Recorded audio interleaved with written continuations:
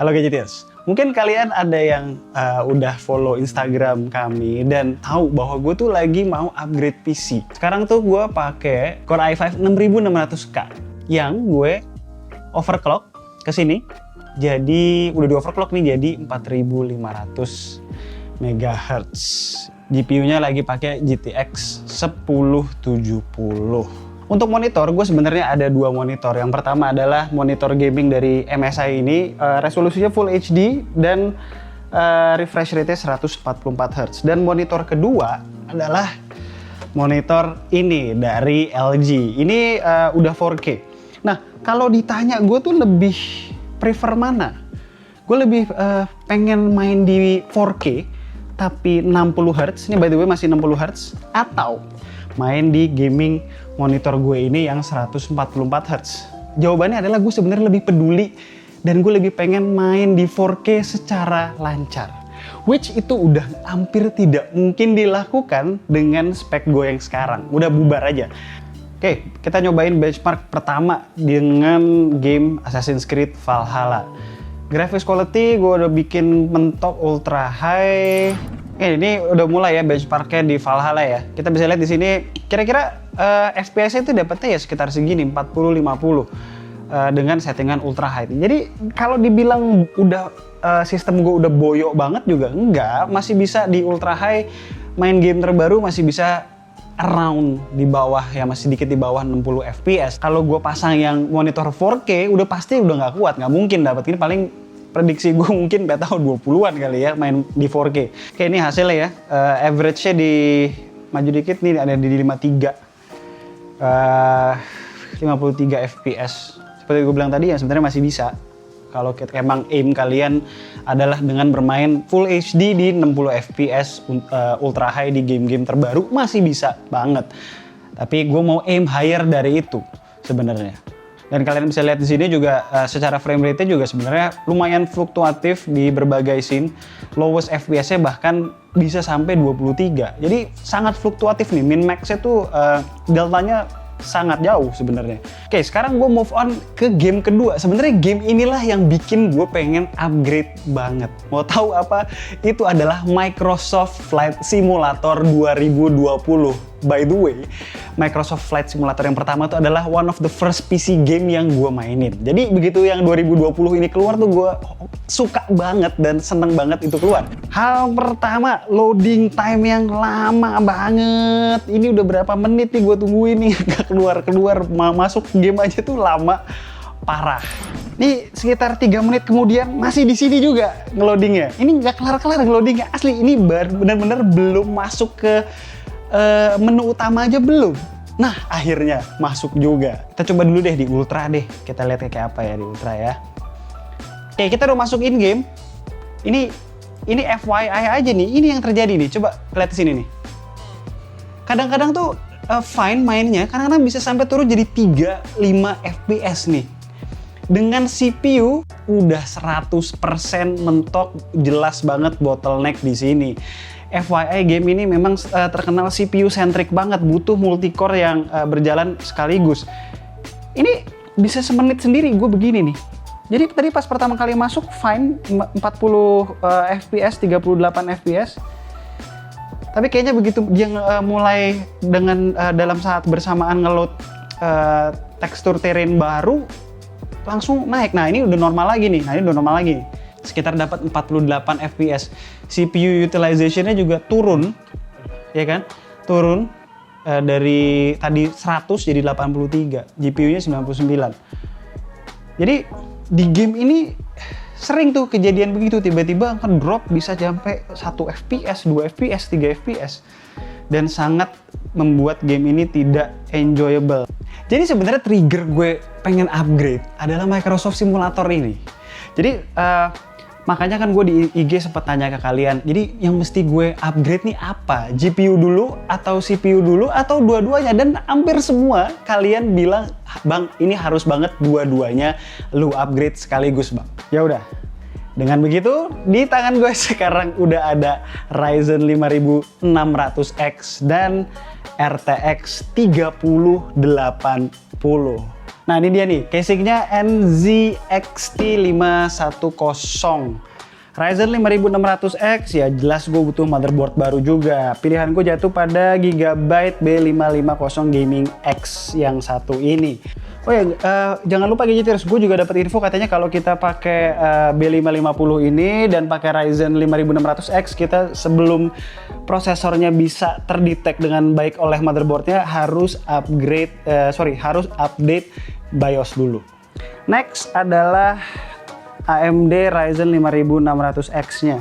By the way, ini prosesor asli masih dikit banget ya di pasaran ya. Kayaknya distribution chain-nya tuh belum bener.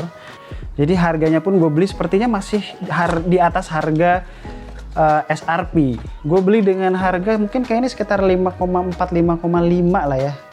Di dalamnya sudah include stock fan yang katanya sih kalau kalian go overclock ya more than enough.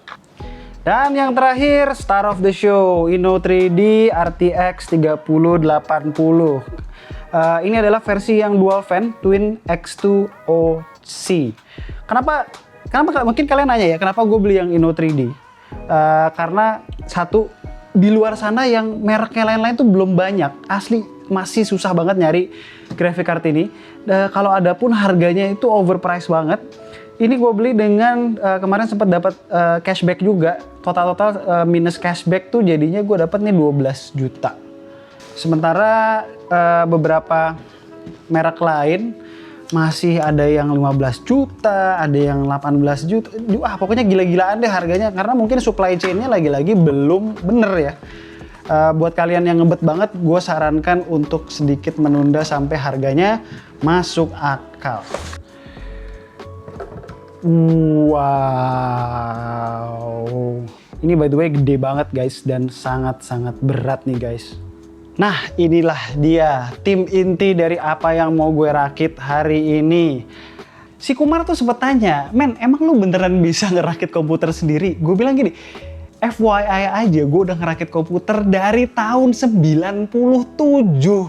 Tapi memang udah 7 tahun terakhir gue gak pernah sekalipun ngerakit PC. Jadi mudah-mudahan bisa nih kali ini. Doain gue ya guys. Kita mulai. Ada beberapa parts yang gue bakal tetap pakai dari komputer yang lama. RAM 2x8GB dari Corsair, PSU, 1 SSD, dan 2 HDD SATA. Duh, kegap deh. Rig gue tuh debuan parah. Karena memang sehari-hari gue open case makainya. Sekedar info aja buat yang nggak tahu cara masang CPU ke slot, di align aja tanda panah di CPU dan slot AM4-nya. Di stock rate fan bawaan, thermal compound-nya udah ada ya, jadi kita nggak perlu kasih lagi. Jangan lupa, jangan terlalu tight ketika nempelin heatsink dengan CPU-nya. Buat yang nanya, bang itu kok ada case bagus kenapa ngerakitnya di luar? Jadi gini, gue sengaja rakit di luar case dulu sampai yakin bener booting masuk ke dalam Windows dan jalan normal semuanya. Supaya kalau ada yang salah pasang atau gimana-gimana ya nggak repot ngeluarin lagi dari case. Di USB stick ini sudah ada BIOS buat motherboard gue yang terbaru yang harusnya support Ryzen 5600X. Kita coba flash pakai Q flash button di belakang sini. Belum dalam case ya belum ada power button. Jadi ya disentuh aja dengan obeng positif dan negatif pin power di motherboard. Jalan deh. Bisa guys, bisa nyala. Wah, tuh kayaknya abang Gojek nih. Ini dia, NVMe biar sekalian aja nih, jangan tanggung-tanggung kalau mau upgrade. Gue beli NVMe ini merek yang murah aja lah, 1 tera itu under 2 juta. Vigen, ini mereknya Vigen, bukan sponsor, tapi kalau mau disponsori sama Vigen, kami terbuka. Oke, jadi kalian udah lihat ya, semua tadi sudah up and running, udah booting masuk ke Windows, gue even udah coba masuk ke dalam game, semua A-OK. Nah sekarang giliran bagian yang paling gue nggak suka, yaitu adalah masukin ini semua ke dalam case. Sedikit ulasan nih soal case NZXT510H. Kabel manajemennya itu asli gampang banget. Banyak space di belakang motherboard untuk seliweran kabel. Jadi effortless banget. Tempat munculnya kabel ke bagian motherboard pun pas banget positioningnya. Jadinya ya terlihat rapi.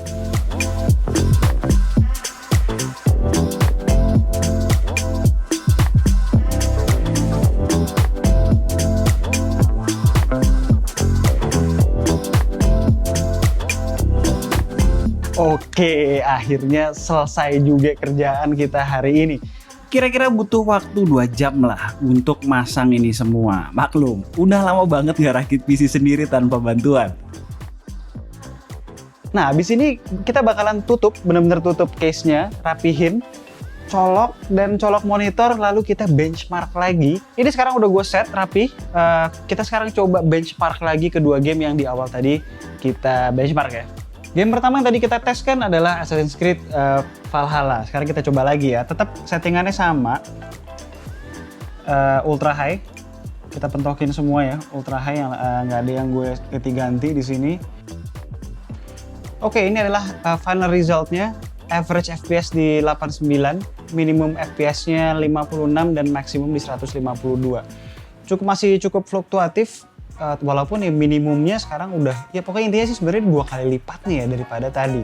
Peningkatan yang cukup signifikan dibandingkan dengan rig gue yang sebelumnya. Masuk ke game kedua, Flight Simulator 2020. Hal pertama yang gue notice, loading time-nya jauh lebih singkat.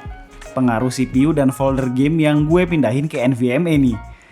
Kita benchmark lagi ya, sama di Full HD dan Ultra Quality. 10 menit gue diemin, nggak ada tuh stutter slowdown yang luar biasa kayak tadi di reklama. Framerate juga cukup stabil di 70-an. Akhirnya game ini playable.